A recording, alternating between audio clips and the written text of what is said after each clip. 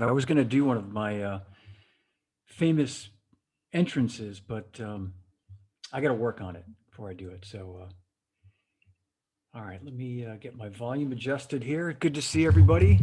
Got a couple of folks watching. I knew we would. I knew we'd have some. Even though we're a little earlier than normal, we're going to have a good group today, I think. Welcome to episode 24, live from my drum room. My old pal, I don't really need to read any notes about my old pal Rob Wallis. If you've ever owned a Hudson Music or DCI video, um, I mean they ruled the world when it came to videos, and back in the day when everybody owned VCRs and then later DVD players to play their videos.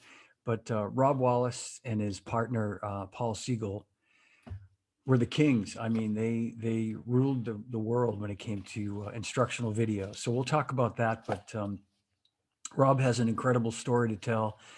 Um, I had to really twist his arm to do this. He's a very modest, humble guy, and didn't think anybody would really care. And we went sort of round and round in this whole thing. And I finally said, Rob, come on, we got to do this. It's funny, but I've known Rob for since the 80s. I mean, probably the mid 80s, 35 or more years, and an incredible person and friend and industry icon, as I said. So I'm excited to bring him on in just a minute.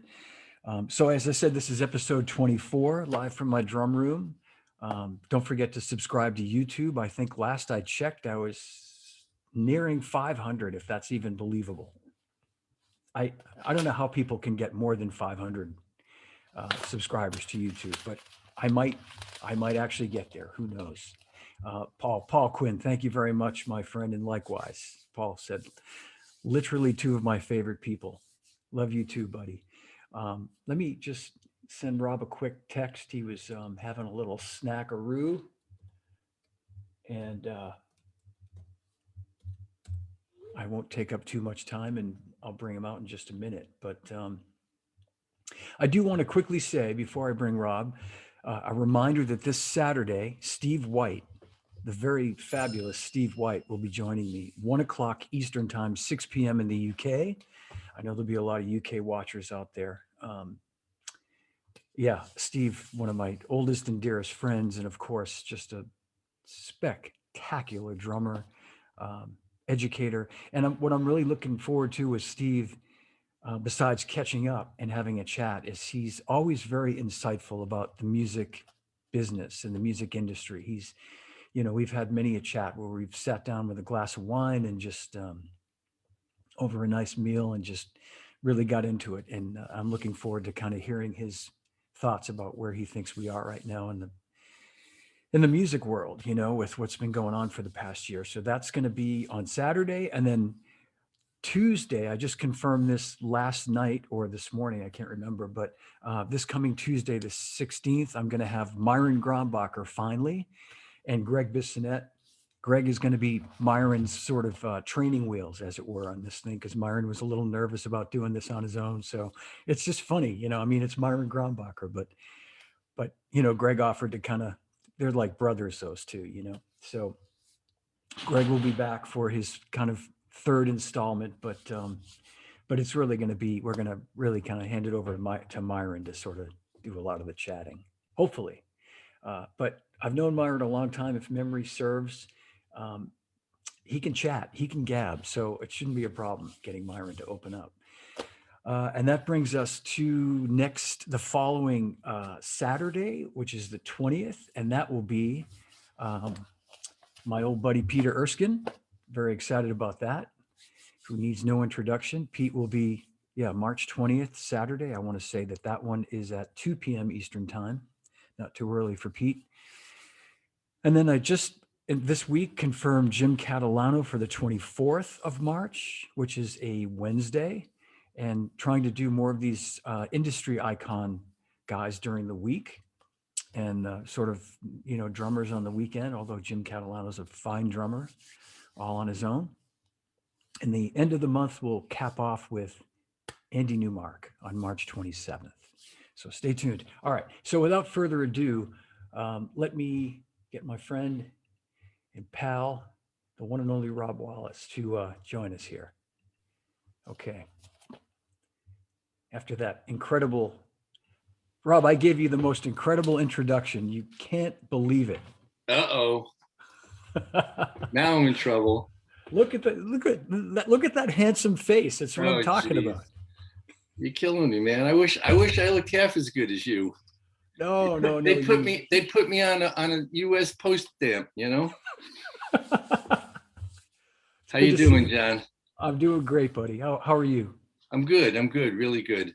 Good. It's good to see you. Thanks for doing this. I told everybody kind of on the setup for this thing that I almost literally had to twist your arm. I think if we had been in physical proximity, I would have had to twist your arm to do this because you're a humble guy Well, and there's so much to talk about and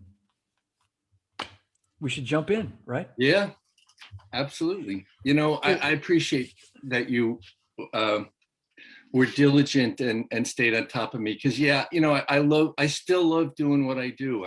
I wake up every day and, you know, 99% of the time have like a, you know, jump out of bed and hit it hard all day. And, you know, so I don't feel like I need to talk about it as much, really. I just love yeah, doing the work and getting to work with the people I work with. And, you know, for that's me, great. that's cool. So thank you. You're welcome. Um, No, I know. I was just going to say that I remember kind of toward the end of my time at Zildjian and at a NAM show or something, we were talking and you were, I just, I was kind of so done with it. And we've never really talked a lot about this, but you still had and have, but even that would have been 8 years ago, had all this energy to just keep doing what you had been doing and what you've been, what you're doing now. And I remember thinking to myself, man, I wish I had that. I used to have it, but I kind of lost it. But um, anyway, that's well, they say you can't teach an old elephant new tricks. So no, you know, it's you know, it's a challenge because, you know, obviously, you know, you know, I never really kept track of how many projects I produced and been a part of over, you know, all these years. You know, you know, I don't know. If I had to take a guess, you know, it'd be 400, 300, 500. I don't know. It's, you yeah, know, it's quite a few titles. So the challenge for me now, which I really enjoy, is trying to come up with some different stuff because we've covered so much, and yeah, we were both fortunate to be, you know, on the scene kind of during a real heyday of drumming. You know, I mean, we saw, you know, yeah, kind of a real shift of, you know, drummers, the importance of drumming and music, you know, and all kinds of music, not just, you know, drum solos, but, you know, the impact that drummers had on music, you know, starting obviously with Steve Gadd and you know, that whole wave of Vinny and yeah, Dave and Dennis and, you know, we can go on and on and on, and Simon, you know, all these, you know, marvelous players. We were there to experience it, and we had our little hand on something, you know, some aspect of what they were doing, you know, you from your side, me from my side. And, you know, I mean, I really do think about it often that, you know, I feel so blessed to have been a fly on the wall in that period of time, you know, mm, yeah. I really do. Well, you were more than a fly on the wall. I mean, you were such a huge part of like, I kind of said during the setup, like just the, and I've never really asked you this, but when you were making these videos, did you have an idea the impact that they would have, like in the case of Steve's video 40 years later, that like even if people aren't watching the up close video, but just the impact that that video made on the world?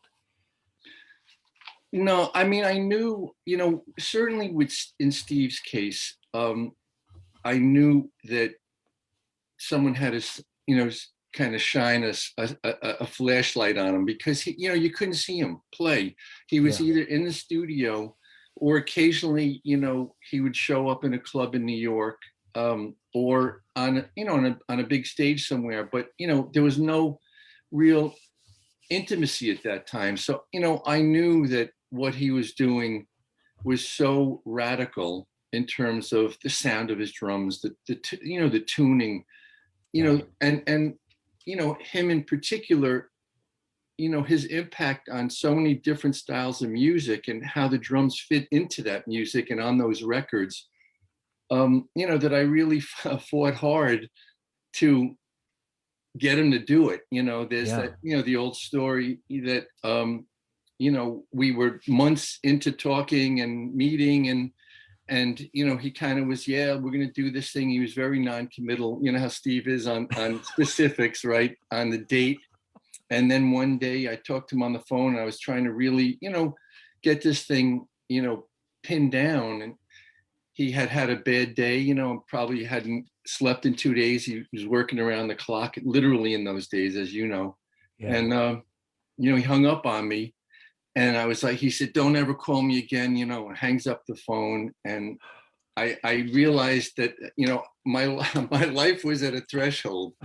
Either, I acted on it somehow right then and there, or if I, let a week or two go by, he may never call me back. Yeah. Yeah. So I knew he was going to be at Ralph McDonald's studio at some time that afternoon or night. Actually, I knew it was nighttime, but I had no idea when. And in those days, I used to drive into the city with my wife. So I said to her, listen, you take the car home. I got to sit here and wait outside the studio and see if Steve shows up. And I literally sat on the curb in Times Square outside of Rosebud Studios. And, all of a sudden there, Steve and Carol come walking around the corner, and she's behind him, and I see her holding her head when she sees me, and she's like, just like, oh my God, this is not going to be good. And he came up to me and put his, he's quite a bit shorter than I am, but he got up and right in my face, and he was like, what are you doing? Why are you here? Blah, I told you I don't want to talk. And I said, I'm not giving up that easy. You don't understand. This is too important, and it's going to be really good for you too. Mm. And I kept, stressing that. And eventually he kind of took a deep breath, and we chatted a few more minutes, and he said, all right, come on inside with me. And I knew that at that point, I kind of made it over the threshold. And An that incredible. was, Yeah. that Yeah. was really it, the turning point. And, what's really amazing, and you can't make this, this stuff up. We'll keep it clean. I'm working on a new project with Steve now. It's gone full circle. And as he's developed this book, which we could talk about a little later on. But Sure. it's just wonderful to be. I mean, he's some days my wife looks and says, "Can you believe Steve Gadd's called you 4 times today?" He's so into this book, and it's really cool stuff. So it's you never know, what life's gonna throw at you. And I always tell my kids, you never know whose path you're gonna cross in the course of a day. Yeah. Yeah. And for me, it's just been, you couldn't make it up. You really couldn't make up this story of who I've been able to work with and talk to, and a phone call from Marlon Brando, but we can talk about that later. Yeah, well, I want to hear about that too. But yeah, and I'm so glad you told that story about Steve, because I was hoping to sort of work our way to it, but I'm glad you told it, because and you told a condensed version, because Yeah. because I know we've talked about it, and it's an incredible story. And um and maybe just to back up a second, I think it probably is obvious to people that you're a drummer, that you started off as a drummer. And I think, again, I'll just quickly say that, when things were normal, before a year ago, it was so cool to, like, I'd go onto Facebook and see you at a gig, with Bernie Williams maybe, or with your regular band. And just really cool that you've been able to, still have your business and do what you do, but step back enough to go back to because I'm thinking for a long time, you probably weren't able to do that, right? I mean, the heyday of the collective and DCI Video and Hudson Music, you probably weren't able to play a lot of gigs. And raising 3 kids, which I wanted to be, an integral part of their life. But yeah, Yeah. I did have to, I started playing drums when I was, 9 or 10 years old. And, I don't know why no one in my family was musically, inclined, but it just was something that, grabbed me and I gravitated to.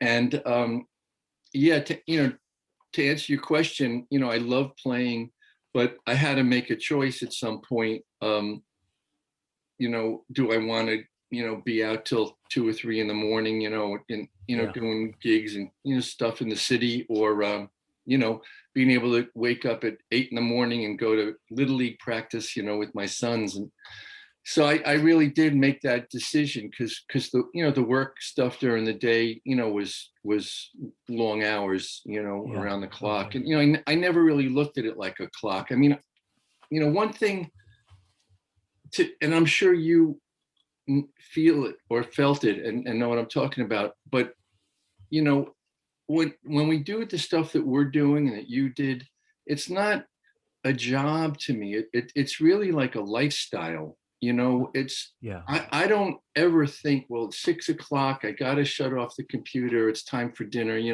I tried when I had young kids and I wanted to be there for dinner. I really tried to organize my day as much as possible so that I could share those things, or go to a school play, or go to a baseball game, and Yeah. Yep. coach Little League on weekends and stuff. But it's a lifestyle that I think, and I'm so blessed that I was at a young age found something that I love to do. And that was starting at the collective. I was 25 years old when Paul Siegel, my ex, business partner, and I took over the collective. I was 25, and all of a sudden I'm holding a key to a door in New York City with no business experience. I had, up until that point, I played music through college in Gainesville, University of Florida, and was in a pretty active band. It was a lot of fun. And got out of college, I went to work at Sam Ash so I could, when I got back to New York, meet local musicians. And then all of a sudden the collective kind of happened. I heard about this underground school and walked down on a lunch hour. It was a couple blocks away. I was working on 48th Street. I shifted from Westchester, a store in White Plains, New York.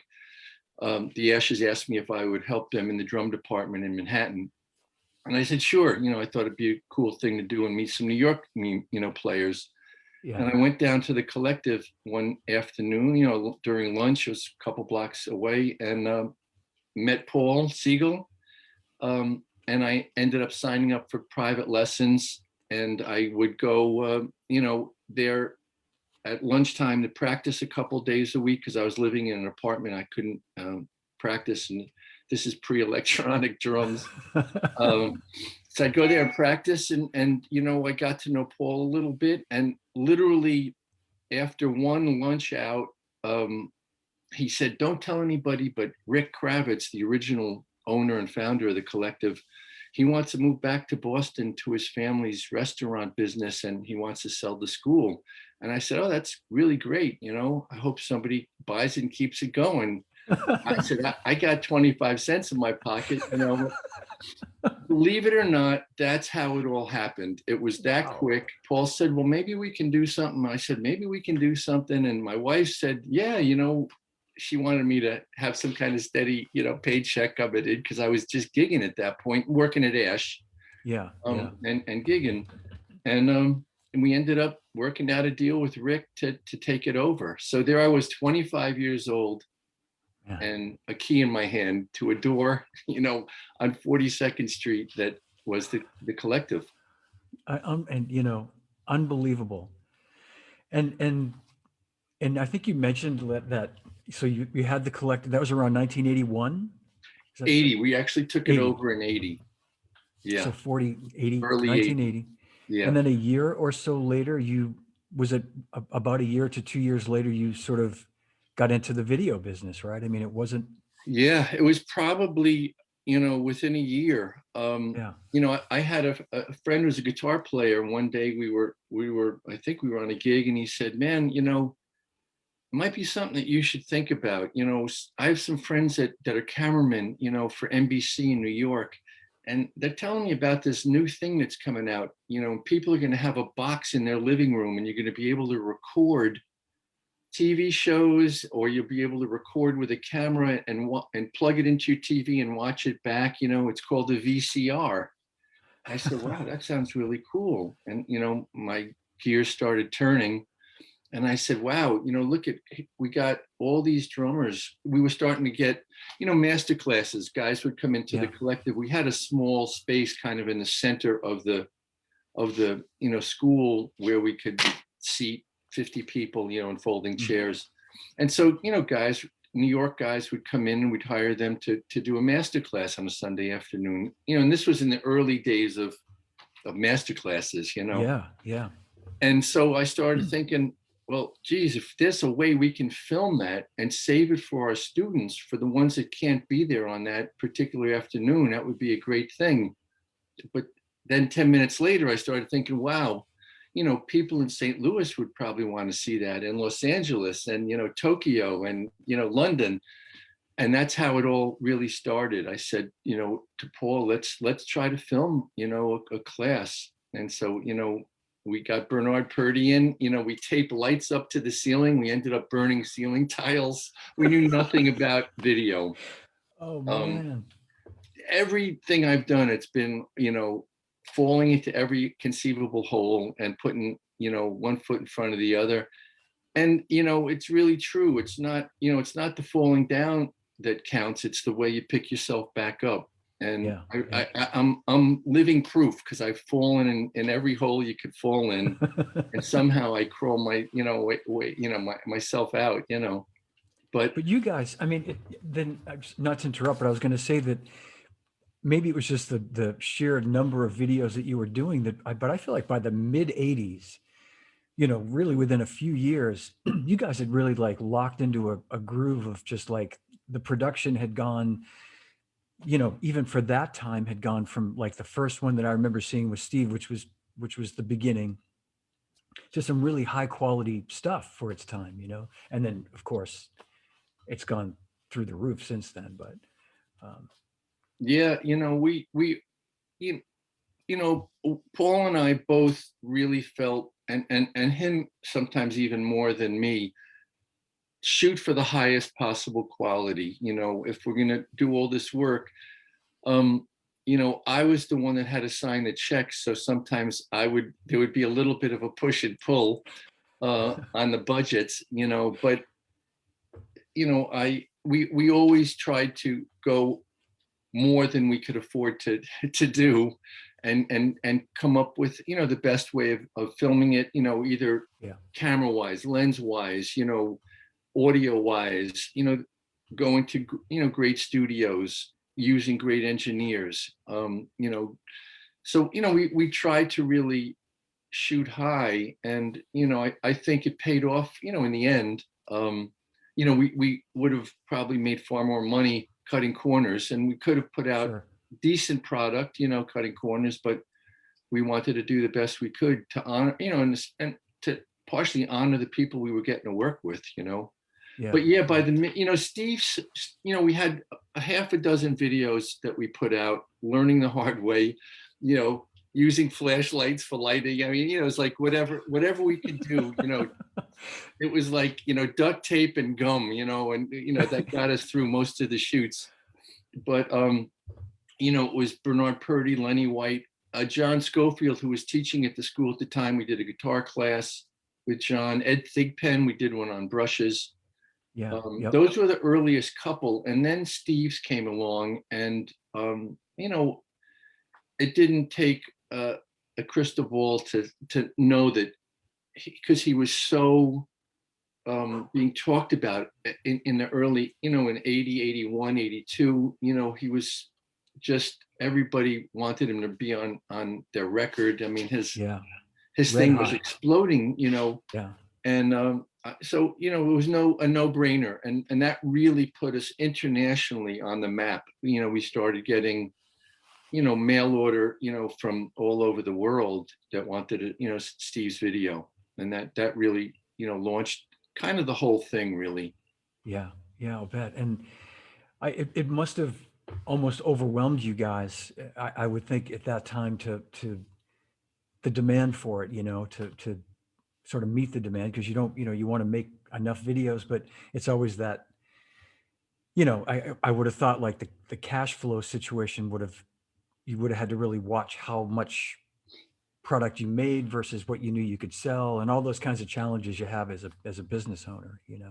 You know, we started every single business that I've ever had. Every one of them, you know, on a shoestring. You know, a lot of Yeah. people raise money or have their own money and have a pot there that they can, you know, use as working, you know, capital to produce and inventory. You know, we didn't know anything from inventory, and all of a sudden you have all these titles, and you've got to have them in stock. You know, so, you know, success can sometimes bring down a company. And Yeah.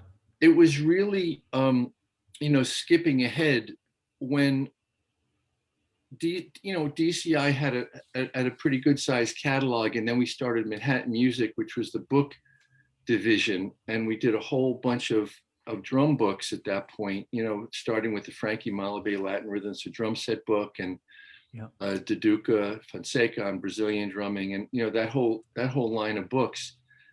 Um, being undercapitalized, you know, we were constantly behind the eight ball, paying bills, paying, you know, salaries. You know, we had more and more people working, Yeah. and it got, you know, it got really hairy. I mean, it was only um, the because we had these angels along the way that would either provide money or give us unbelievable credit terms, like, you know, our printer. You know, we were like way into six figures of owing him for printing, and he would just, you know, let it ride. When he would get Wow. jammed, he'd come up and say, you know, Rob, you got to help me today. You know, I got to Yeah. pay my paper bill. My paper supplier won't give me any more paper.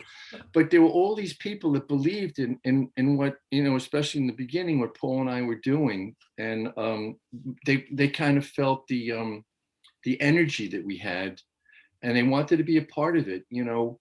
And so there was somebody that worked for Warner's in England who's, you know, been a lifelong friend and kind of a partner, and helps run our business in Europe.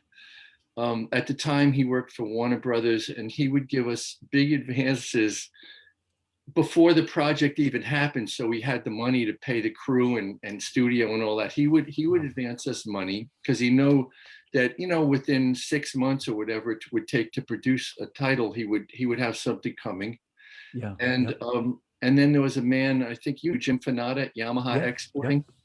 Jim was in charge of exporting our videos to Japan, and he would also give us a large purchase order that he would prepay so that we had, you know, the money to get by. Yeah. Yep. And you know, so we were really fortunate to have these angels that sort of appeared in our lives somehow, um, that saved us. And Yeah. another Yep. angel isn't a person, but I do want to mention, um, in the mid 80s, the lease for the original Drummers Collective was expiring. And the landlord said they're not renewing leases in the building because there was going to be this big 42nd Street renovation. They were going to knock the building down. And so they weren't renewing leases.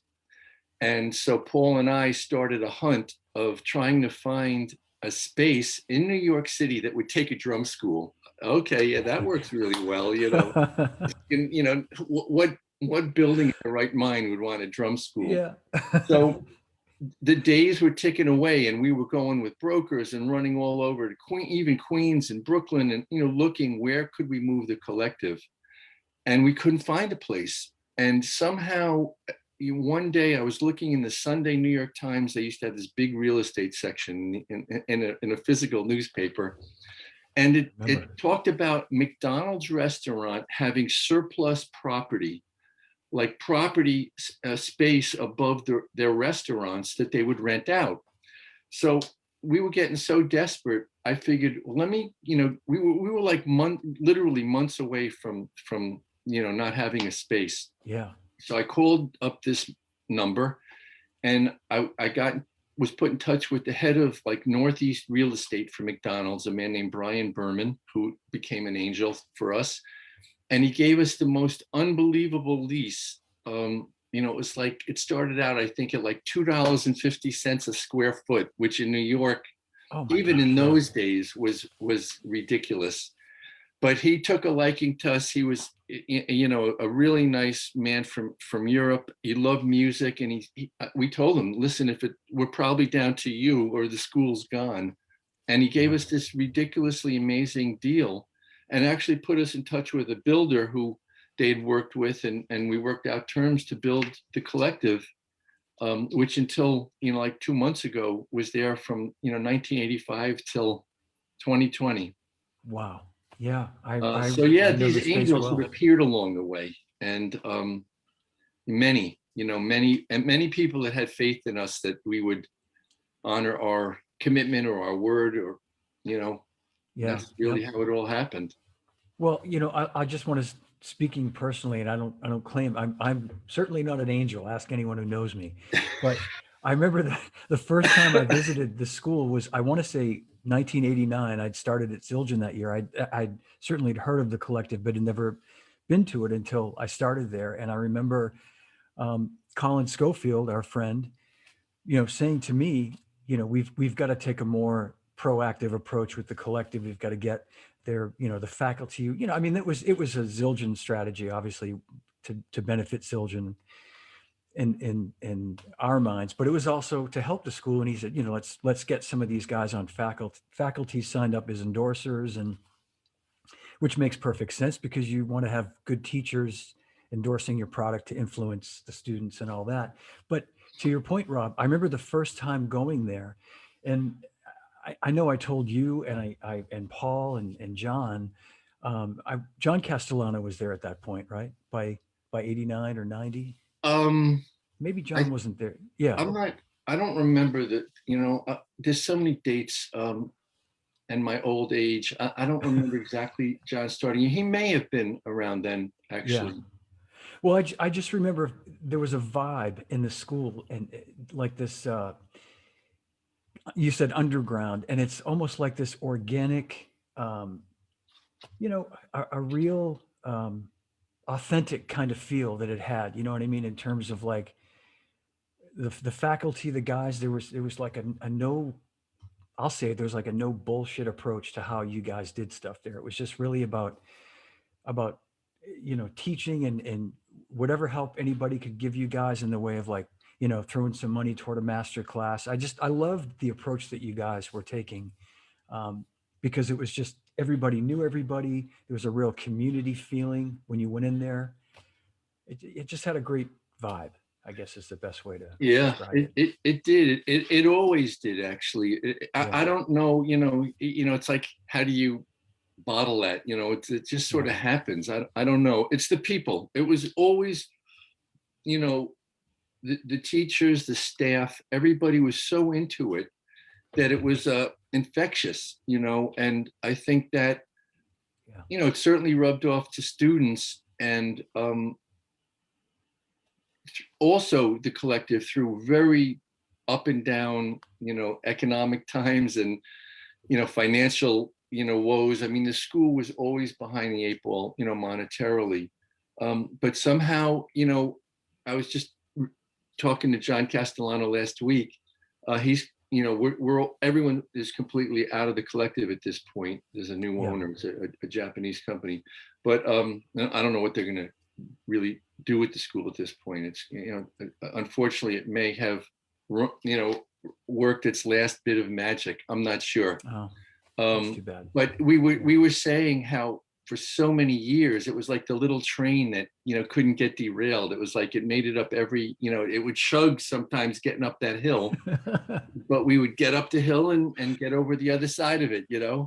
Yeah. Um, so somehow it knock on wood. I really Yeah. I've been blessed with this stuff, and I don't know how it's happened. Looking back, it's like, I guess you put one foot in front of the other, and then all of a sudden you have a catalog of product, and how does it happen? How did we get here? It's amazing. And I want to tell you too, Rob, I know you're not monitoring on Facebook, but we got a lot of great folks watching. Way back at the beginning of the broadcast, Robin Flan said, our dear friend Robin said, "I want one of those hats." And we That's all gonna do, cost Robin. her. Yeah, of And course, Pat Robin. Petrillo, Pat Petrillo's watching, our old friend Pat, Steve Orkin, Ah, Ralph Angelillo, Bruce Hammer. oh wow. Hey Yeah, a lot guys, of good hey folks. Dave everybody. Thanks, Drugan. thanks for spending your lunch hour with us. I hope you're having a nice little sandwich, maybe a little crumpet and some tea. Yeah, exactly. Ray Marchica, Wow. Hey a Ray. lot of good folks. Yeah, Wayne the cats. Blanchard, The the cats. Cats. So Wayne. I Brother knew Wayne. you'd pack them in, Rob. I had no doubt. I had no doubt. uh they, So they they I must was they just going must to be say, bored out there. talking about the segueing over to the sort of DCI video side of it again, and I'll just say that I think about so many. I mean, like you said, it 400-500 titles maybe. Jim Catalano, all right. Hey Jim. Jim's watching too.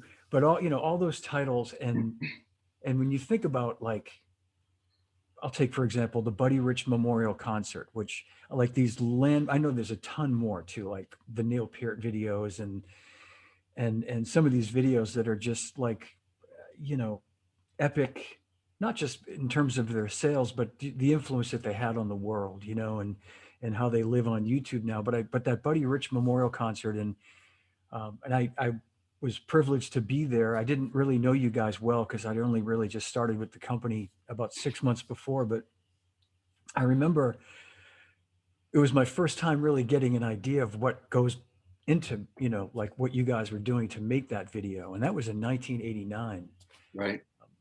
But I don't know if you want to talk about that at all and Yeah, I just some mean of it the, was it it was a spectacular event, and an incredible lineup.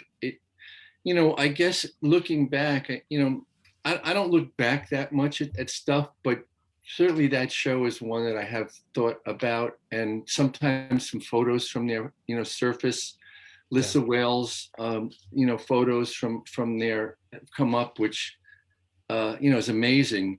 But it's incredible because I think that, yeah, there's one. yeah, yeah, Yeah, yeah, that was quite. It was quite something, that show. But I think that was really, in a sense, and I'm not taking the credit for it by any means, but I think that introduced Dennis Chambers to the world in yeah. kind of a bigger way than where he had been up until that point. I think Mainstream. Yeah, yeah, his sort of drumming life, there was like sort of before that show and then after that show. yeah, But and it was an amazing thing to have witnessed, the rehearsal, the whole hang, the camaraderie, you know. And I always say that the drumming world is the biggest fraternity in the world, and we're really lucky. We're really lucky to have that, because I don't think other instruments do, or certainly not to the extent that drummers have. And I always been saying for years, the PAS show or the NAM show, when you're around drummers, it's a big hug fest. yeah, yeah, uh, without a and doubt. and that show, everybody obviously rose to the occasion. The level of performance was breathtaking, really. One interesting side note that, from the production side, so we went out, we were setting up, we hired a truck, a great engineer, to do audio, big video crew. I forget how Yeah, many cameras, but it was, a number of cameras, the jib and the whole deal, cameras backstage and outside and everything. And we went out several days before the show, and I think it was during the setup day in the theater, in the Wiltern, which was a gorgeous theater. All of a sudden, somebody taps me and said, I'm with the musicians union. I want to see your contracts. Oh I boy. say, what contracts? He said, well, you know, this is a union theater and you're using union musicians and you know, obviously, you know, you got to file the job and pay the union. I said, Was it a shakedown? ain't Was it? gonna happen. I said, it ain't gonna happen, pal. Yeah. He said, wrong. If it doesn't happen, we're gonna stop the show. Oh I said, man. so Paul and I like looked at each other, white as a ghost. Here we are, like, you know, setting up everything, cameras there, you know, we're like in for lots of money already. We're past the point of no return, right? We go down to the union uh, office, you know, the local there. And the guy says, all right, you know, how many musicians is it? We tell him, you know, who's the players? We give him a list, of, you know, a lot of players, 16 piece, you know, horns, you know, the Yeah. whole big band. And I don't remember the number, you know, some reason $8,000 sort of comes to mind. Like, you know, they got the shakedown and, you know, we had worked out a fee that all the musicians were happy with, you know, they were being compensated for the performance and, you know, a buyout for, you know, the rights for the video and everything. We, you know, Sure. Yeah. we knew it was going to be sold on video. We weren't hiding anything. So, you know, all the musicians were cool and they actually felt bad for us that we were getting shaken down by the union, but we did, you know, it was a shakedown and Wow. I had to write a check, right? They said, we'll send in the fire marshals and we'll shut the show down if you don't pay us, you know, you have till I, 5 o'clock. I vaguely remember this. And so and it was $8,000 is what you had to pay him? Would they Give or negotiate? take, I don't, Yeah. you know, I don't remember the exact amount, but it wasn't $500, you know, it Yeah. was, you Yeah. know, it was a decent amount of money for sure. Yeah. Wow. So we had to like, you know, swallow it a little bit and we cut him a check, you know. Yeah. Another interesting one, Wow. another potential shutdown was also, I got to blame Kathy Rich, right? She's got to take the blame for all this stuff. It was another Buddy tribute show. It was the one in New York with Neil. Yeah. Yeah. And so we were there, you know, we went in, you know, the day before, I think for sound check and rehearsals and everything. So the day of the show, you know, we obviously got down there early to do lighting and, you know, all that stuff. And, you know, I'm hearing from people that, you know, in the early afternoon, like, you know, 1 o'clock in the afternoon, there was a line already forming outside the theater going down. I guess that would have been 8th Avenue in Manhattan. Yeah. And, you know, somebody else would come in an hour later, say, you know, the line's starting to really get bigger and, you know, and bigger. And the line ended up going like that, you know, because it was Neil's first thing outside of Rush, you know, many people were there to see Neil. It was an unbelievable lineup, but, you Yeah. know, Yeah. Neil's draw was just, you know, I remember. monumental. Yeah. And, you know, the fire marshal came and said, listen, you've got to let people in the building because it's causing you know, a hazard on the streets. You know, you got to let people in or we're going to have to shut the show down and send everybody home. We don't want anyone getting, you know, hit by a car. And that actually also happened for the Drummers Collective 25th anniversary show at the Manhattan Center. I remember Same that. Yeah. thing. Yeah. Victor Wooten's amp blew up during, you know, his final sound check. And we were running like 2 hours late. We had to go out and get a new amp delivered and all this other stuff. And Steve and the Gag Gang was the last band to sound check. And he didn't want to be rushed, and I don't blame him. And, you know, he was really adamant about how he wanted the sound, the volume. He was not happy with the monitors. And same thing happened. The fire marshal came and said, you know, you've got to let people in. And thank God they had a big lobby at the old, the old Manhattan Center. That's it. Got a little bit of a stink face going there. But yeah, it was a beautiful day. But same thing, you know, the fire marshal said, you got to let people in, you know, so they had a lobby and we were able to negotiate it. But that was another hairy situation for that show. Incredible show also. Yeah. Incredible. Some great performances that day. Dave's band was on fire. The Gad Gang, ridiculous. Everybody, Steve Smith, Victor Wooten, the Collective band, Patitucci. Yeah. That was, I remember that was That was it. Another landmark. yeah, I mean, a full house, Yeah, packed. yeah, it was a Yeah, cool one. It was cool. So I don't know. Is there anything else left to talk about? there's tons, there's Yeah. plenty.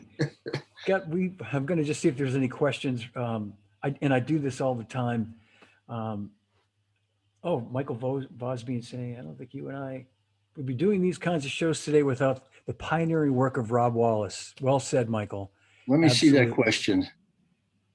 Yeah, it's Oh, about 4 minutes ago. He's just really making a comment that it's that you and Paul, what you've done has just, kind of set the stage for the whole rest of the industry. It really has. I mean, it's incredible. thank you, Michael. Thank you. I Yeah. appreciate it. Anthony Amadeo was asking, John, can you ask Rob about what it was like to hold the Apex tape box while Gad played brushes on it? That video is literally all anyone needs to learn to play brushes properly. Well said, Anthony. Yeah. It was, a spur of the moment thing. We were on break. We were filming the in session, video at that point. And that was when we had two bands. It was Richard T and Will Lee doing more groove stuff, and then Jorge Dalto and Eddie Gomez and Steve doing more, jazz and fusion stuff, Brazilian Latin stuff. We were on break. We were in the control room, and it was just Steve and I in there at that point. And I said, we should really do something. Can you do a tune with brushes? Because I loved his brush playing. Yeah. He was like Louis and a couple of these unbelievably great players. Their motion, it looked like they were ice skaters, on ice. And he said, did you ever hear what brushes sound like on a tape box? I said, no. He said, a pizza box, tape box. So there was a tape box literally on the floor because we were in the control room, the big Ampex, 14-inch reels. So he said, here, let me show you. So I pick up the tape box.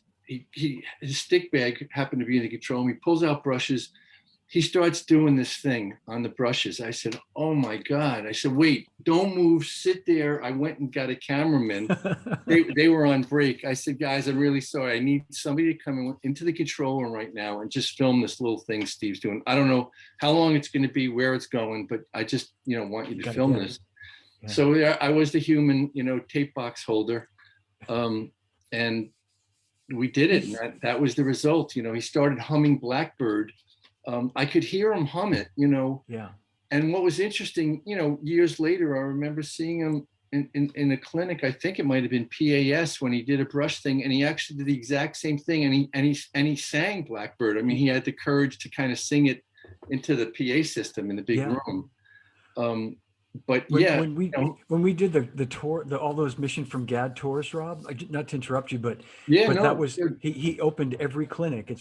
When you said that, I just started to smile because he opened every clinic, playing Bye Bye Blackbird with the brushes and humming it, and I remember him saying after the first or second one, like, and you know how he is. He said, "Man, you think is it not cool to do that? Should I not do that?"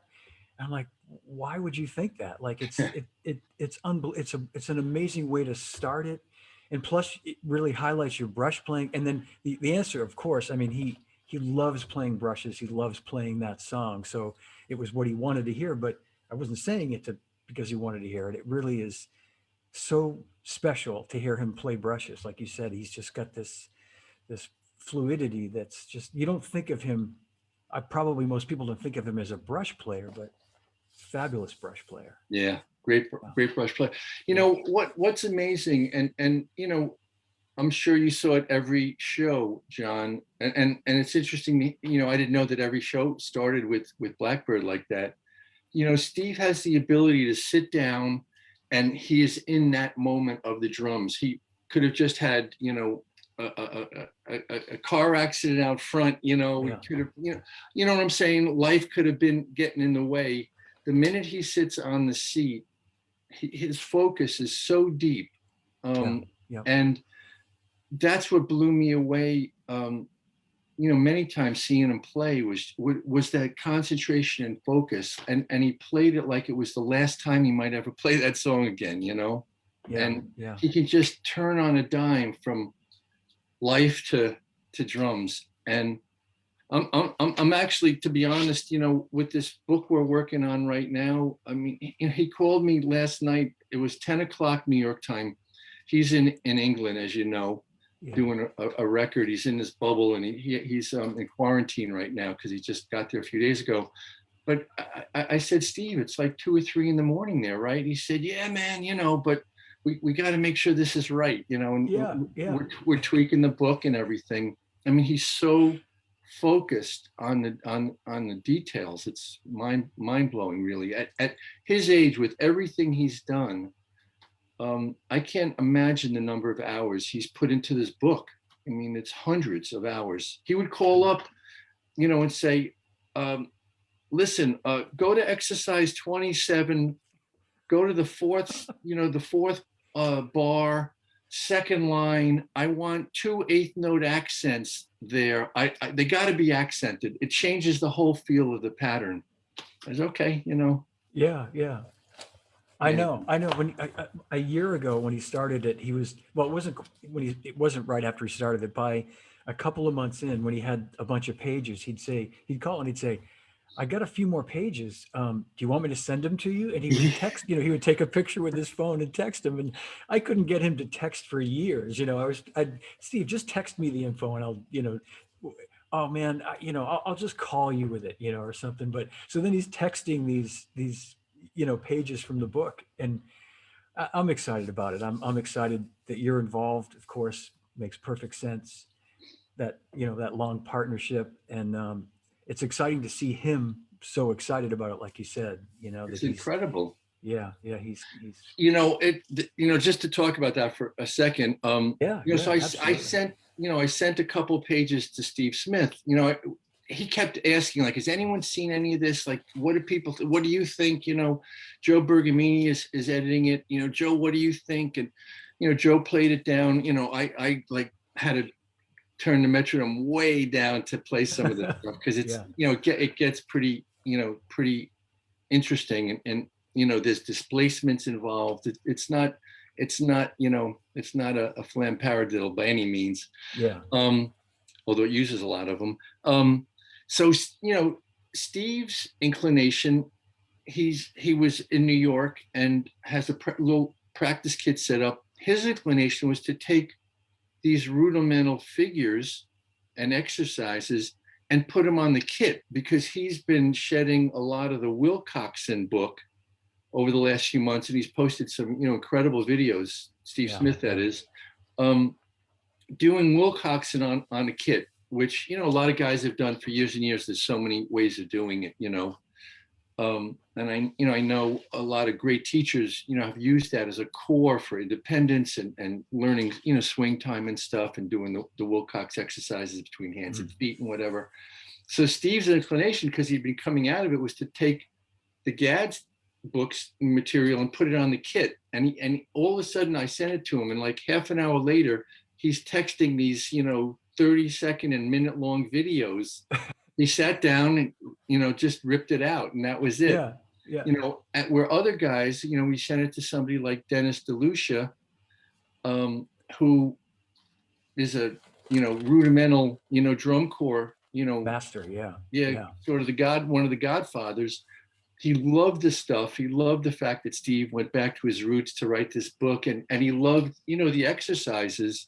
And I'm sure Dennis did them on a snare drum. So it's yeah, really it's really interesting to see how people take that information. I think there's going to be some interesting things, and we're going to ask people to send us examples of what they're doing with it, because I know Steve's going to want to see it. yeah, He's absolutely, really yeah. anxious for the feedback.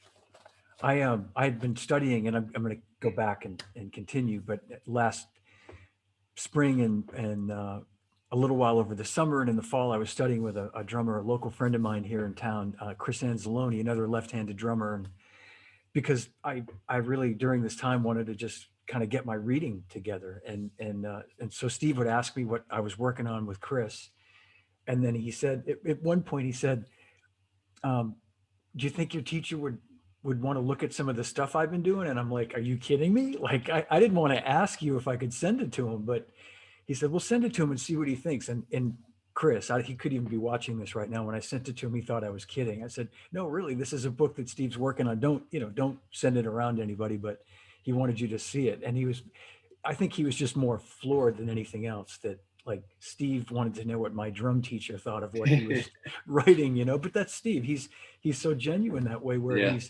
he'll say to you, like, what did you think of it? Don't lie to me. Yeah. Don't you dare lie to Yeah. me. Yeah. So Rob, can you give us an idea when it's going to be out? Is that Yeah. public info at this point or?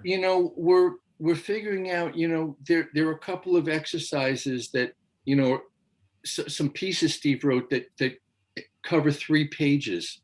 So the book is actually he doesn't want somebody to have to turn the page. So it's actually going to have a fold out. And so we're dealing right now with some of the logistics with the printer. Yeah. The music is mainly done. It's been hand engraved. It looks like a book out of the 50s. It's really, It's got a vibe. I mean, this is the first place I'm talking about any of this, it's got a really cool vibe. And Steve's writing the intro, music's mainly done. We have a first pass layout. We shot all the video. Every exercise has a video of Steve, performing it at a pretty slow tempo so people can see what's happening. And to answer your question, in a long-winded way, I would say we're probably 8 weeks out, maybe 8 to 10 weeks out. There's always stuff that takes time at the end. We have a really unbelievably, if I say so, it's not me, but a badass cover. It's really cool. Very cool. No drum book is going to look, it doesn't look like anything that's ever happened before. So yeah, there's going to be a few surprises in it. And I would say, 2 months, give or take, Great. Fantastic. We'll, like we talked about, get you and Steve to come on and talk about it when it's released. It'd be cool to have you guys. I'll have to wear another hat or something, change my. I just got a haircut. I had COVID hair. My hair was like down to here. I had COVID hair. I told you I was going to go get a haircut and a shave, just for you, Johnny D. Thanks, buddy. Just Robert, for you. You cleaned up beautifully. I know all the ladies watching appreciate it. And I don't know if you caught this. I got some new glasses, I don't know. Oh, that just reminded me. I saw Therese DeMuzio made a comment earlier, and I hope she's still watching. She was watching, and I can't spend time with you without thinking about our friend Lenny DeMuzio and all the fun. And this week is the sort of anniversary of his passing. There's been lots of really nice stuff on Facebook, people remembering Lenny. And I found that picture. I don't have it right at my fingertips, but there's a great picture of you and me and Lenny and Paul and Ed, Dire Straits manager. Ed Bicknell. Ed Bicknell. Yeah. From the Elvin's birthday party. Oh man, that was over on 6th Avenue at that little outdoor, food joint. Yeah. We were drinking martinis at 3 p.m. Oh yeah. Getting ready for Elvin's party. That was an unbelievable day and night. Yeah. Yeah. Unbelievable, historic. Elvin's birthday party was just. What are your recollections of that night? Wow, I have to admit I don't remember a lot of it, sadly. The martinis, why else? It was like the hang of all hangs. Everybody that you could think of was there at the Blue Note. I remember going up to the dressing room, that little small dressing room at the end of the night to see Elvin and him handing me a glass of champagne. I'd have to really stop and think because there was so much stuff going on. There was What do you have one? Do you have a? No, just Elvin. And I'm working on a project with Michael Shreve. I hope it sees the light of day. We've had some stops and starts, and Michael's working on other things. but as you know, he was kind of part of the MC host. He had gotten very, very close with Elvin. He has, incredible stuff on Elvin that I hope we can bring out at some point later this year. But no, just being around Elvin, it's just, I've never, he's one of these people that for me was like a magnet. I couldn't take my eyes off him. I wanted to hear him speak as much as I wanted to hear him play drums, because no one spoke like that. Like the rhythm and the gravel and the way he would laugh at his own, something he'd say, you know what I mean? With that gravelly voice and gravelly laugh. And just his perspective on what he was saying, it was unique. Do you remember, Rob, were you at this event? I know the year was 1998 because it was the summer before, it was the summer of the year we had the first Zildjian Achievement Awards, where we honored Elvin and Roy and Max and Louie. And there was something in New York at Lincoln Center called the Jazz Awards. I was not there. You were not there? Okay, Craigie and I went down for it. We had this amazing dinner at this Italian restaurant right across from Lincoln Center with Max Roach. And I'd only met Max a handful of times before that. And I could have a couple of fingers left over, the number of times that, so I didn't know him well, like I knew like Roy and Louie and Elvin, but we're at this restaurant, and the time before that he had come to Zildjian, and we went to this Italian restaurant near the office called Paparazzi that's no longer there. And we had some wine for lunch, and I think I'd ordered the wine. And he remembered that. So at the Italian restaurant, he hands the wine list to me. And, it's like I'm going like, Max Roach wants me to pick the wine. Anyway, so we had this great bottle of wine. I think he and I were the only ones that drank it, which made it even better.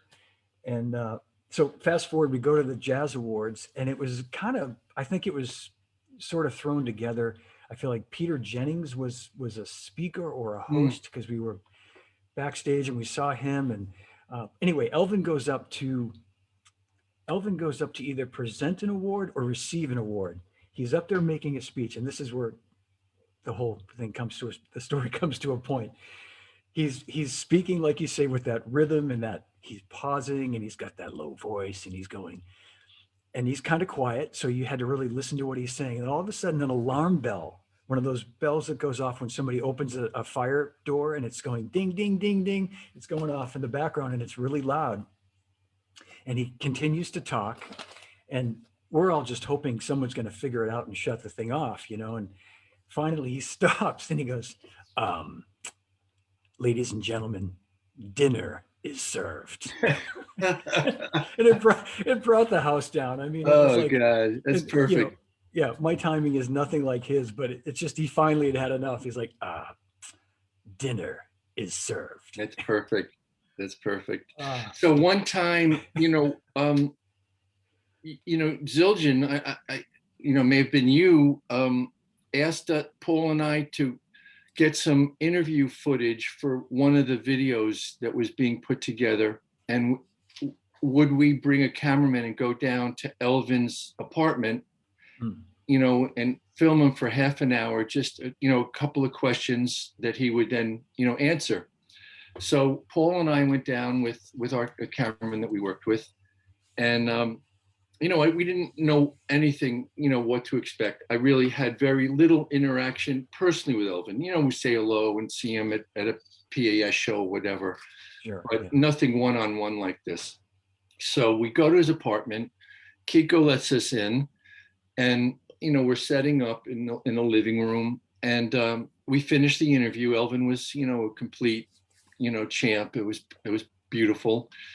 And as the cameraman's starting to pack up, Elvin says, you guys want to spend, a few minutes with me? There was like, I guess he was lonely, Kiko had an office in the back of the apartment. Yeah. And we said, sure, So long story short, he said, the cameraman leaves. It's just us sitting around, kind of making small talk. He said, let me play you some music that I've been listening to lately. I said, wow, it's pretty wild. It's like, DJ Elvin. The first thing he picks out to play a CD, I kid you not, Pete Seeger. He Wow, no played a kidding. Pete Seeger CD. He said, "Man, I love this guy." You know, Wow. Pete's. I mean, it's just Yeah. that's that's why he was Elvin. You know, Yeah. I would have never in a million years would I a would have thought million. that. I Yeah. think the second one, I can't remember the singer. It was like a guy that came out of the 50s doo-wop and then, went on to be a solo, but, like like an R&B singer. Yeah. I Yep. can't remember. I always forget who that second CD was, but man, Pete Seeger. Wow. I knew Elvin for about 10 years from like when I met him. I'd met him, I think, sometime back when I really sort of got to know him until he passed away. There was about a 10-year period.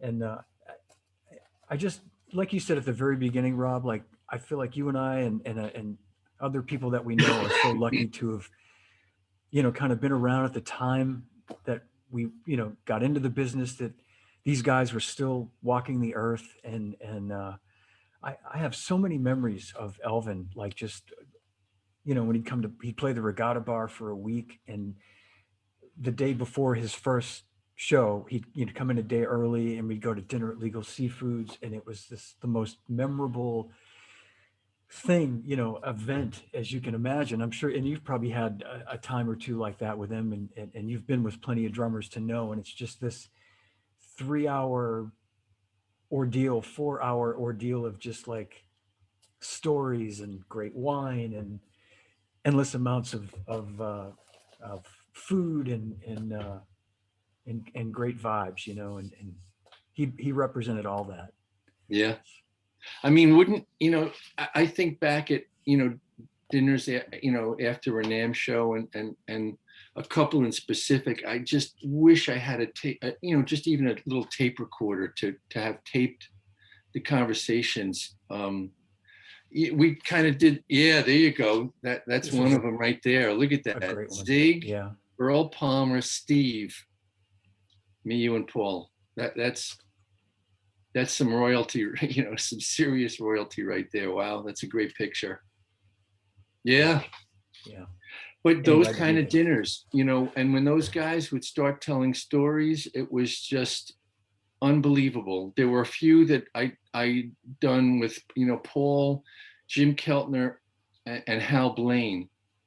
And I think one with Zig, one with Earl, they were just, they could have been books or a movie or something, the stories that these guys told, the experiences and what they saw with their own eyes of music, and what they participated in, it is exactly what you're saying. We were just lucky to be flies on the wall for this stuff.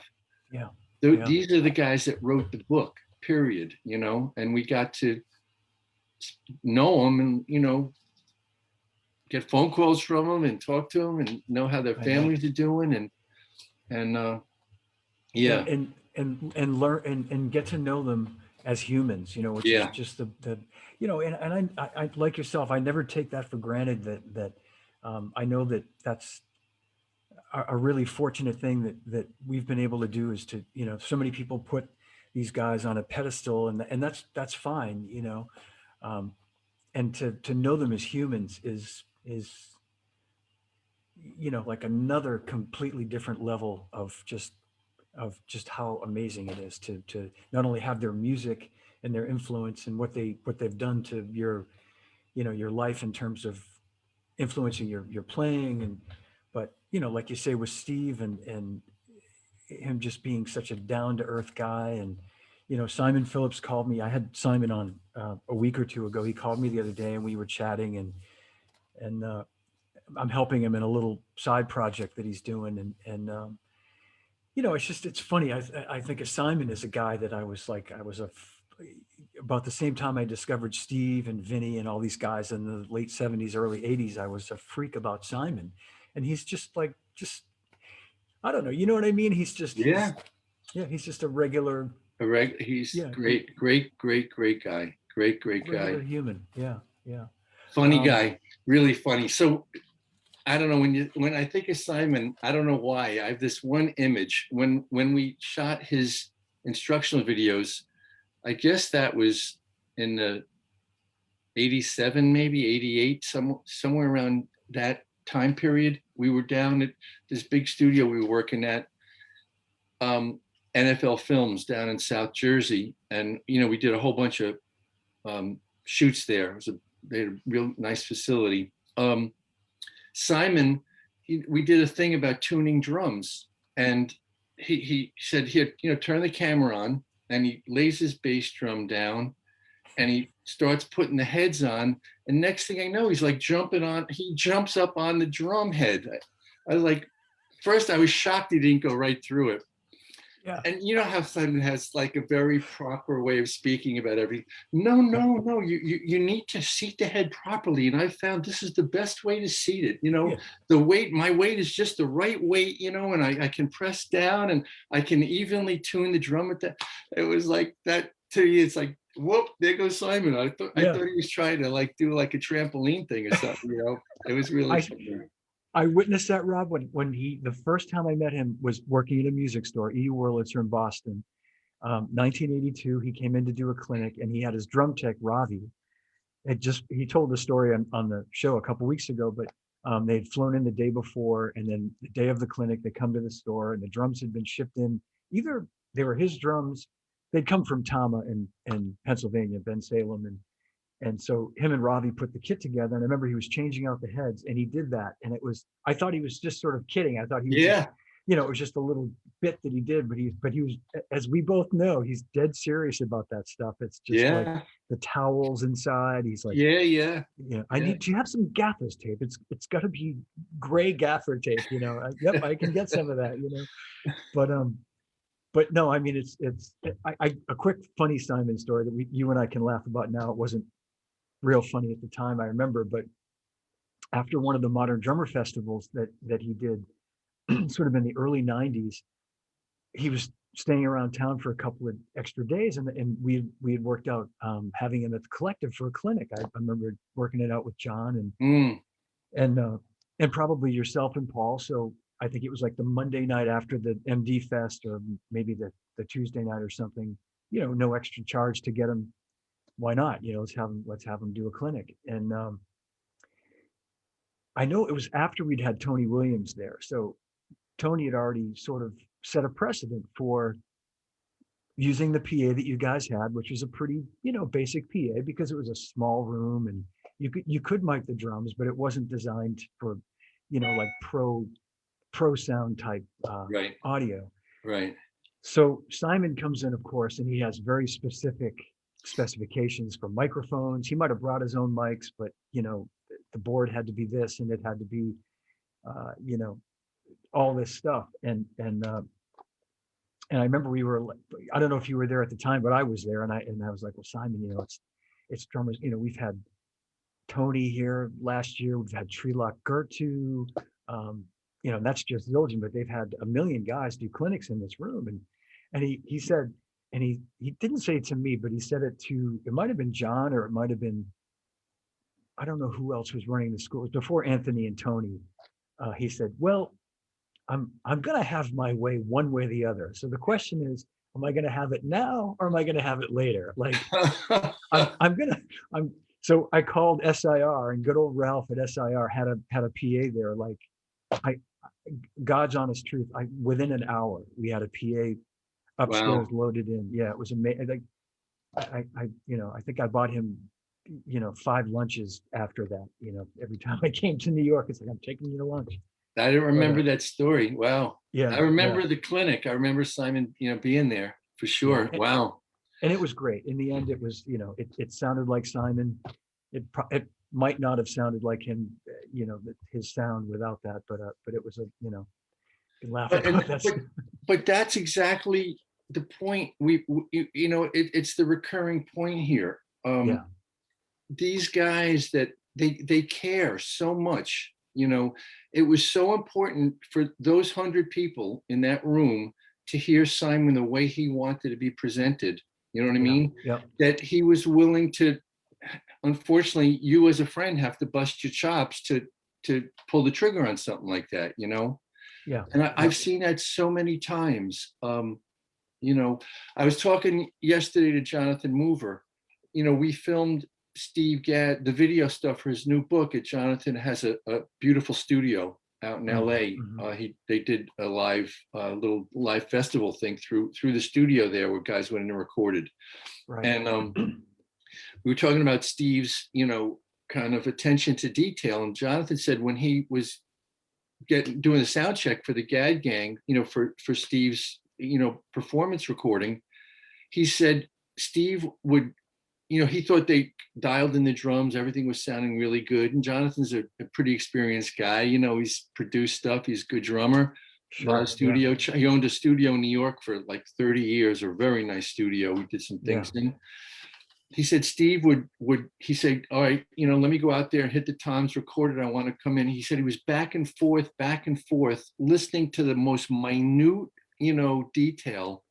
And Jonathan said, you know, not only was he impressed at Steve's, you know, determination to get what he wanted, but he was right, you know, and he made it sound better at the end of the day. And it's like all of these guys, I mean, I can't think of anybody in all the years that we've worked with anyone said, oh, you know, it's not that important, like let that Yeah. slide, Yeah. you know? Right. And it's really something to be said for that. You know, the perfection that each one of them, whether it's Steve Smith or Peter Erskine or, you know, I got to, you know, Paul and I, it's just, you know, it got to work with Chick Corea. There was a period of time Wow. Yeah. when we did all the guys in the Electric Band. You know, it started with Dave, but then we did, you know, John Patitucci and Gambale, Eric Marienthal, and eventually, you know, we were around so much, and we were filming stuff in Chick's studio. We were, you know, renting the studio. We got to know Chick's manager at the time, Ron Moss, Yeah. and Chick was around. And, you know, we kind of became friends. And then we said, Chick, you know, it'd be great. Why don't you do a keyboard, you know, video? So he said, okay, you know. So we put together electric and an acoustic, you know, two different, you know, videos. This was on VHS. You know, you learn so much from guys like that, you know, Yeah. between their Yeah. creativity and their vision and their drive, you know, for excellence and perfection. You know, there's no mysteries like, you know, why, you know, some of these guys have just elevated themselves to, you know, to the point, you know, to where they are. Yeah. Yep. And you know, and to your point, Rob, I think for me personally, being around them, you mentioned like Steve and Peter and even, you know, like I did that clinic tour with Tony in like 1996, and like Vinny's sort of one and only clinic tour that he ever did in 1998. And I think it helped me. I benefited in terms of like being more professional just from being around these guys. Like you say, you see what they strive for, that they're not going to settle for um, you know, if in Steve's case, you know, he's all about a great monitor sound. He loves to just Right. to be comfortable with how the drums sound in the monitors, and he doesn't like them loud. He just wants it to sound good. And I you know, I've sort of taken, not in my own personal playing, but when I had done other clinic tours or had been involved with other drummers doing these things, you know, I could sort of go back to that and realize, yeah, you know, that's a really important part of it that you need to pay attention to. And, you know, I guess it made me focus more on things like that and help me, I think, improve at my job at that time. Yeah, Just being around these guys. It's neat. absolutely. Yeah. Absolutely. You know, one of the real incredible, like, you know, effort, like for days, like nothing was ever out of reach was, you know, working with Neil Peart. Yeah. And, Yeah. you know, Neil was an unbelievable perfectionist, detail oriented, and just a real blue collar, like hardworking guy. You know, his family came out of the farm equipment business, and, you know, you know, Neil sort of transferred that to music and to his life. I mean, he was just, you know, a really, really hard worker. Yeah. Yeah. um I don't think a lot of the playing, you know, things that the intricate stuff that he would come up with, you know, came easily. It came out of work, not, Yeah. you know, just sort of, well, I just happened to stumble upon this thing today, you know. it would come out of creativity and putting pieces together that became, signature parts in his songs and, in the band's Absolutely. performances and stuff. But Yeah. Neil was another one, and another person I really miss terribly, and just blessed that I got to work as much as we did over the years together. It was just And he an really incredibly, valued the relationship he had with you. I know that, and with Paul, and yeah. that's something to be really proud of. I want to thank you again, um, and I think you might remember this when we were honoring Freddie Gruber at the NAMM show. This would have been about maybe 10 years ago. Freddie was obviously still with us, and we wanted to present him with this Lifetime Achievement Award at the NAMM show, and I'd reached out to a bunch of drummers. Neil was one of them. I think Neil had, yeah, he had left Zildjian at that point, but I still had his email, and we still actually had kept in touch a few times. And I kind of wanted him to know that with as much as I could with Neil. I didn't know him well at all, of course, but I did know him, and I just wanted him to know that I still valued, I respected him immensely, and I asked him if he could maybe say a few words on a recording or something to congratulate Freddie, and he referred me to you and Paul, and he said, or maybe he handed it off to you, but whatever it was, you guys produced this beautiful video of Neil, like, I want to say he was like on his motorcycle up on a mountain or something. Do you remember Oh, this? wow. It was, Wow. We should it, find that. I'd love to we, see it. yeah, it was, I remember you couldn't hear it well at the NAMM show because of how loud it was, but I did get to hear it later, and it was this beautiful, personal, as you would expect it would be from Neil. It was a very personal message to Freddie, Wow. and there it was, like on the big giant screen in the Oh, booth, wow. and Yeah. yeah, It's starting to come back a little bit, but I'd love to see it. You know, yeah.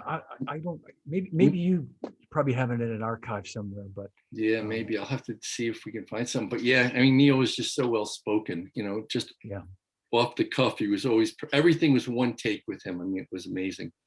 I'll bet. I Yeah. just a quick. I remember, I always, whenever I would see him or interact at a show or something, it's I not to compare him and Ringo because they're apples, but it's the same sort of, my I'm sort of like on eggshells, so to speak. I would be on eggshells because it was so monumental, like to go back and say hello to Neil. And I remember at one point, after a show, it was a classic. I said something like, what a great show. You sounded fabulous. The band was fantastic or something. And he had this very serious look, and he said, still a lot of work to do.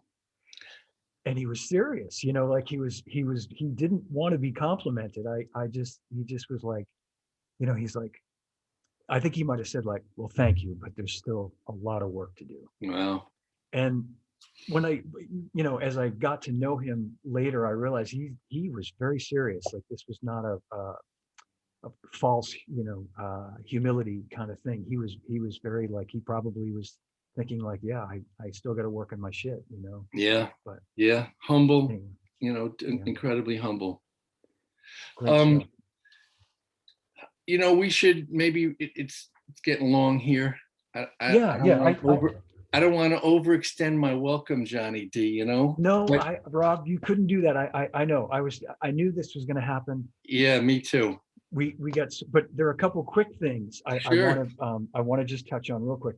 John Rogers, way back a while ago, said, ask you to tell, I don't know if you're comfortable telling the story. It might take a minute, but the story about you and Steve, and when Steve, it involved an elevator, and Oh, I don't know if you're comfortable telling that story, but yeah. um, I'll, the abbreviated version, because it's getting late, Uh, um, one day Steve called, and this was in probably the mid '80s.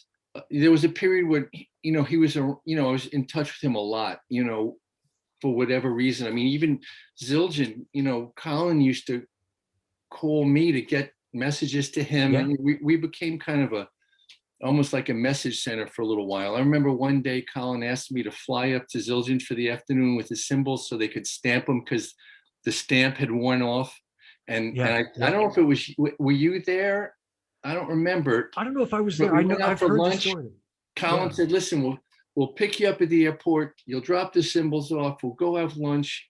By the time lunch is over, they'll be ready to go back. We'll get you back in the airport. I was like in Boston and back in like 5 hours. You know, it was Yeah. crazy. It was like a whirlwind, but I brought cymbals up. But anyway, Steve called one afternoon. I knew that Carol had been was visiting her folks in Florida, so he was alone, and I guess it was a rare afternoon where he didn't have a session. So he called up. He said, you know, you want to come down and hang out for a minute? I guess he was lonely. I don't know. Needed a new joke, whatever. So I went down, and you know, we were hanging out. It was in the afternoon. We were playing a lot. He was pulling a lot of records out, and you know, a lot of Tony and Max. You know, I don't have a lot of detail from that, but I know for sure we were listening to a bunch of music. You know, when this is when Steve was drinking at the time, and other things, and so we're wrapping it up. I said, I got to go back up to the Collective. And Steve lived in a building on Word Street, Manhattan. It was like a really old industrial building that had a huge elevator that would open up with a strap, like the doors would open up horizontally.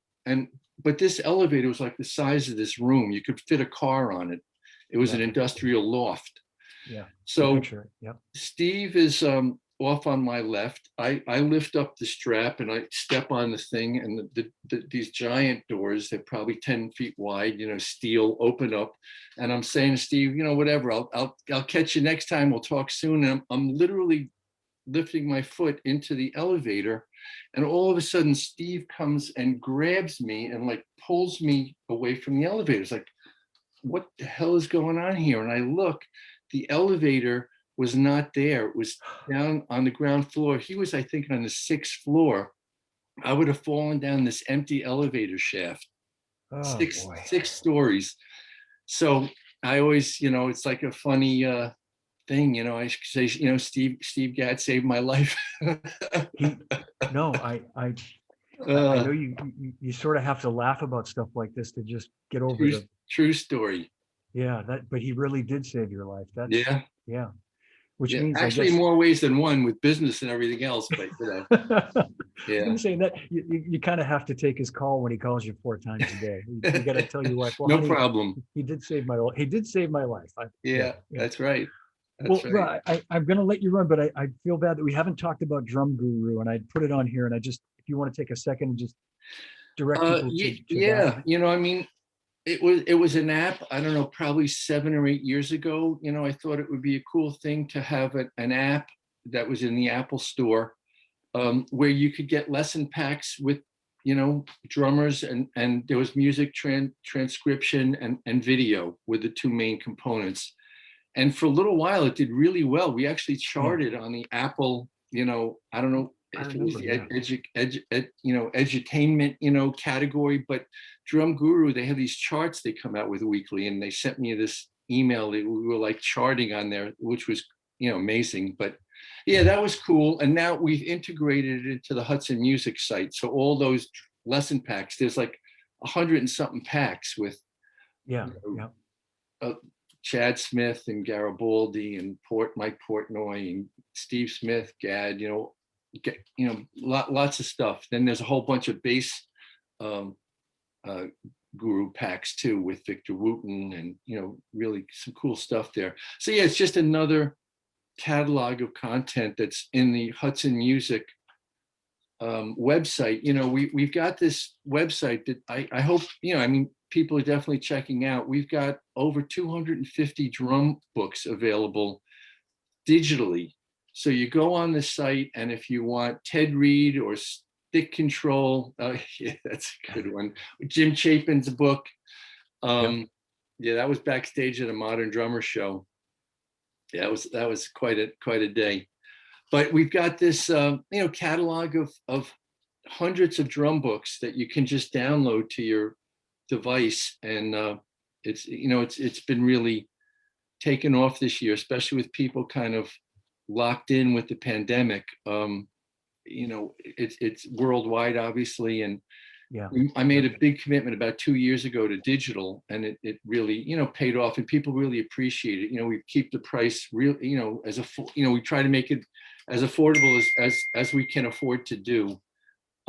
So that's been a really great thing. And, you mentioned Robin Flans being on, it's been an absolute delight working with her on the Jeff Piccaro, biography.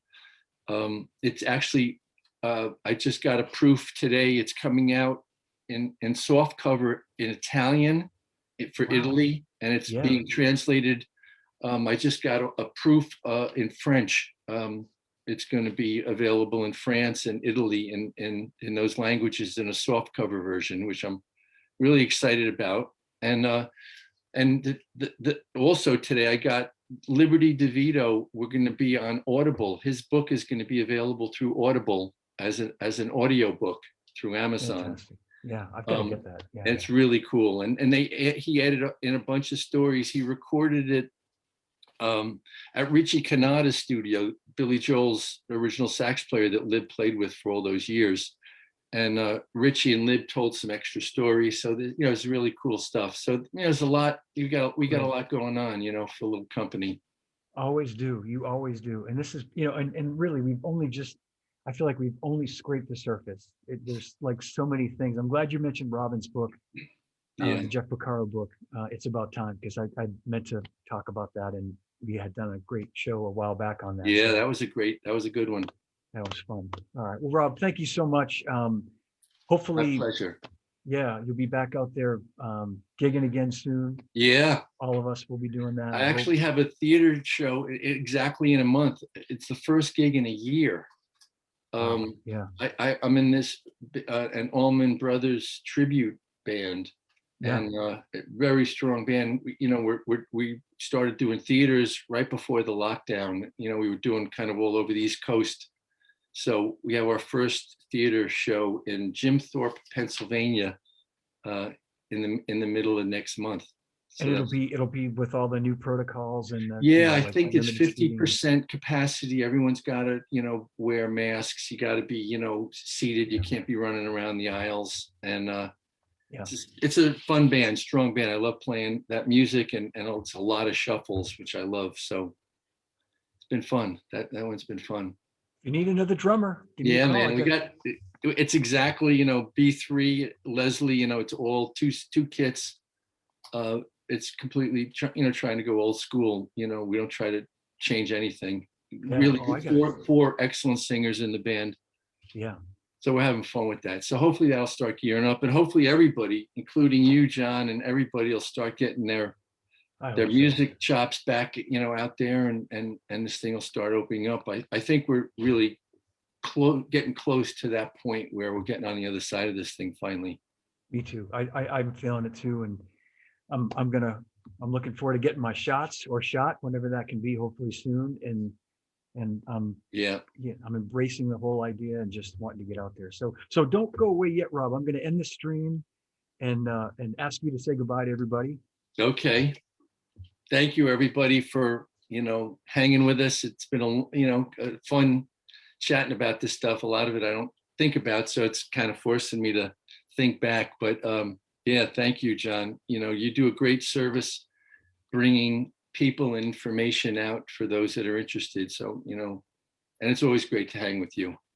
Next time, it's got to be in person, though. Enough of this Zoom stuff.